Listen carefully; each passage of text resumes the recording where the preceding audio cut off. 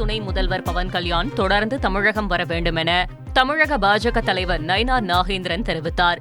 சென்னையில் நடைபெற்ற கருத்தரங்கில் பேசிய அவர், ஒரே தேர்தலாக இருந்தால் 12,000 கோடி ரூபாய் மிச்சம் ஏற்படும் என்றும் நாட்டின் ஜிடிபி உயரும் என்றும் குறிப்பிட்டார்.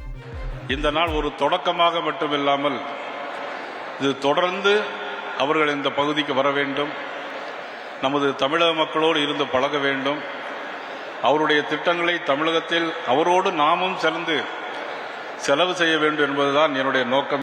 ஆந்திராவில் என்டிஆர், தமிழகத்தில் எம்ஜிஆர். எம்ஜிஆருக்கும் என்டிஆருக்கும் நிறைய தொடர்பு உண்டு. அதேபோல புதிய எம்ஜிஆராக புதிய வரவாக நமது பவன் கல்யாண் அவர்கள் இன்றைக்கு நம்முடைய பவனி வந்திருக்கிறார்கள். 1967 வரையிலும் ஒரே தேர்தலாக தான் இருந்தது. ஆனால் இன்றைக்கு கடந்த 2024 தேர்தலில் 1 லட்சம் கோடி ரூபாய் செலவு செய்திருக்கிறோம். ஆனால் ஒரே தேர்தலாக இருந்தால் நிச்சயமாக 12,000 கோடி ரூபாய் நமக்கு அதிலே மிச்சம் ஏற்படுகிறது. செய்திகளை உடனுக்குடன் தெரிந்து கொள்ள உடனே சப்ஸ்கிரைப் பண்ணுங்க.